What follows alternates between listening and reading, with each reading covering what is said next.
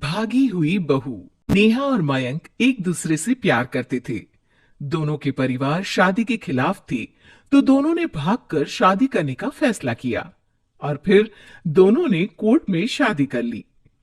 माँ, मैंने नेहा से शादी कर ली है। शादी कर ली है? कहाँ? कैसे? हमने तो देखी नहीं शादी। अब माँ, हम लोगों ने भागकर शादी की है। अच्छा जी, तो ये लड़की घर से भागी हुई है और अब मेरे घर की बहू बनेगी। अरे ना जी ना, मैं ऐसी लड़की को कभी अपने घर की बहू ना बनाऊं जो भाग कर शादी करती है। अरे मोहल्ले आसपास सब जगह इज्जत है हमारी। माँ, अगर मैं भागी तो मयंक के लिए भागी ना। और मयंक और मैं स्कूल के समय से प्यार करते हैं, इसमें गलत क्या है? तभी नेहा को ढूंढते उसके मम्मी पापा भी वहां आ जाते हैं। दोनों के गले में वरमाला देखकर नेहा की माँ बोल पड़ती है। हे भगवान, ये क्या हो गया?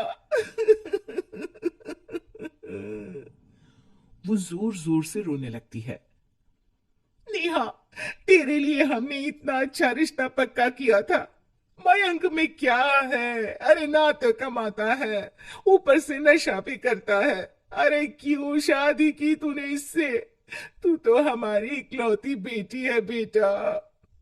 अरे देखिए बहन जी, मेरे बेटे के लिए कुछ कहने की जरूरत नहीं है। हाँ, हम नहीं आए थे आपकी बेटी का हाथ मांगने। अरे कुछ नहीं करता तो कोई भूखे नहीं मार देंगे आपकी बेटी को। देखिए कितना बड़ा घर है हमारा, और भगवान की दुआ से दूध दही की नदियां बहती हैं। जैसे तैसे कर लोगों के सामने अरेंज मैरिज दिखा घर वाले दोनों की शादी की पार्टी भी दे देते हैं। पार्टी में बुआ सास। अरे भाग कर शादी कर ली थी दोनों ने। लड़की को देखो, शक्ल से तो चालाक लग रही है। क्या? अरे पर रीटा बहन तो बोल रही थी कि दोनों की अरेंज्ड मैरिज है। तभी चाची कहती है। अरेंज्ड? अरे रीटा, अरेंज्ड करती तो कैसे इतने बड़े घर की लड़की लाती? लड़के में है क्या? अरे सिर्फ दिखता अच्छा है ना, पर ना कमाता न धमाता, उल्टा नशा अलग से करता है। अरे पता नहीं भागी हुई लड़कियां किसी घर में टिकती भी है कि नहीं।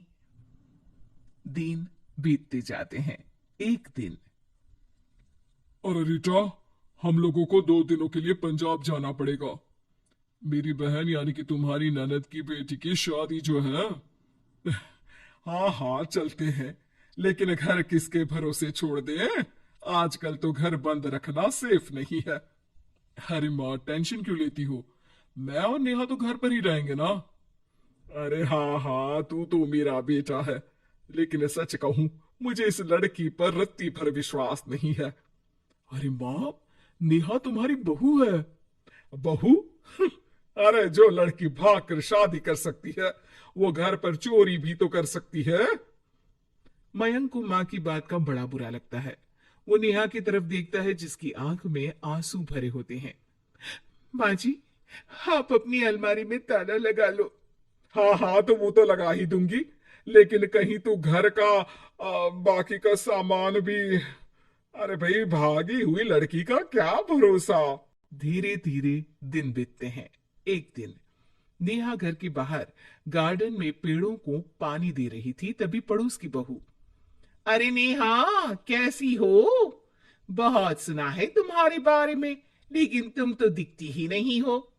हाँ, वो बस घर का काम करने में समय ही नहीं मिलता। अच्छा अच्छा, शाम को ना मेरे घर आना, बैठकर गप्पे लड़ाएंगे हम। जी जरूर। तभी उस पड़ोसन की सास आ जाती है। अरे बहू, ये किससे बात कर रही है? अरे माँ जी, ये ना शर्मा आंटी की बहू नेहा है, जो मयंक भैया की बीवी है। हाँ हाँ, बस सबको पता है ये कौन है और कैसी है। इससे ज्यादा मेल जोल रखने की कोई जरूरत नहीं है। पता है, भागी हुई लड़की है ये। शादी से पहले भागी थी ये। तभी वहां मयंक आ जाता है। क्या हुआ आंटी जी? अब अरे नहीं नहीं, कुछ नहीं मयंक बेटा। कैसे हो? बड़े हैंडसम लग रहे हो। इस टाइम पर भी घर पर? अरे हाँ हाँ, अच्छा मैं भूल गई थी, तुम वैसे कोई काम धाम करते ही नहीं हो ना। अच्छा ठीक है, चलो फिर मिलते हैं। मयंक नेहा के सामने अपनी और उसकी बेइज्जती सुनकर परेशान हो जाता है। कोई बात नहीं, रहने दीजिए, आप परेशान मत हो, सब ठीक हो जाएगा। एक दिन नेहा की माँ उसके घर आती है। अरे आइए आइए, कैसे आना हुआ? नेहा को लेने आई है क्या? अरे नहीं नहीं बहन जी, अब तो नेहा मयंक की बीवी है। मैं तो उसे करवा चौथ देने आई थी। माँ ने सास और नेहा को सोने का सेट दिया, खाने पीने के ढेर सारे सामान देकर कहती है, बहन जी, मैंने ये सब अपनी बेटी की किसी कामकाजी अच्छे पढ़े लिखे परिवार के लड़के से शादी करने के लिए रखा था। लेकिन नेहा को मयंक पसंद था, तो उसकी शादी अच्छे से नहीं कर पाई। अरे बस बस, हम लोगों को सुनाने की जरूरत नहीं है। मेरे मयंक ने भी अच्छी पढ़ाई लिखाई की है। वैसे संस्कार तो दिए हैं कम से कम मैंने अपने लड़के को, वरना कौन अपनी बेटी को भागने के संस्कार देता है?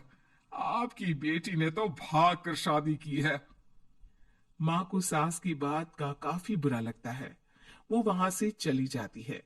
नेहा भी माँ का दिया सारा सामान लेकर अपने कमरे में चली जाती है। एक दिन, अरे नेहा, तेरी माँ ने जो मुझे वो बड़े बड़े सोने के जेवर दिए थे ना, वो वापस कर मुझे। उस दिन तो मैंने कुछ कहा नहीं था, जरा ला कर तो दे, मैं अपनी बेटी को दे दूंगी। तभी वहां मयंक हाथ में मिठाई का डिब्बा लेकर आता है। अरे क्या हो गया, तुझ जैसे निठल्लू की नौकरी लग गई क्या? माँ, तुझे अपने बेटे पर विश्वास नहीं, लेकिन नेहा को मुझ पर पूरा विश्वास है, और अब मैं उसे समाज में सम्मान दिलाकर रहूंगा। सारे गहने बेचकर मैंने अपना कारोबार शुरू किया है। अरे वाह वाह वाह वाह, भागी हुई लड़की का भी कोई सम्मान करता है क्या? देखा, बेच दिया ना गहना। शाम को करवा चौथ की पूजा में सारे अड़ोस पड़ोस के साथ कई औरतें पार्क में पूजा कर रही होती है कि नेहा भी वहां आ जाती है। नेहा सज धज कर वहां की सभी महिलाओं में सबसे सुंदर लग रही थी। अरे अरे, तुमने भी व्रत रखा है क्या? किसके लिए? जिसके साथ भाग कर आई हो उसके लिए। तभी वहां मयंक आ जाता है। हाँ, जिसके साथ भागी है उसके लिए। आप लोगों को शर्म आनी चाहिए। एक औरत होकर एक औरत के साथ ऐसी बातें कर रही हैं। अगर नेहा भागी तो मैं भी तो भागा था। फिर अकेली नेहा क्यों जिम्मेदार हो? वो कम से कम आप लोगों से तो लाख गुना अच्छी है।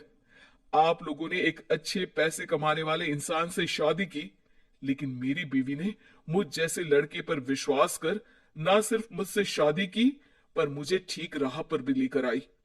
तो हाँ, जितनी नेहा जिम्मेदार है भागी हुई कहलाने को, तो मैं भी भागा हुआ ही हूं, लड़का हूं। तो इसका मतलब ये नहीं कि मैं जो करूं वो ठीक हो। सभी को मयंक की बात समझ में आ जाती है। वो नेहा को गले लगाकर साथ में पूजा करने लगते हैं।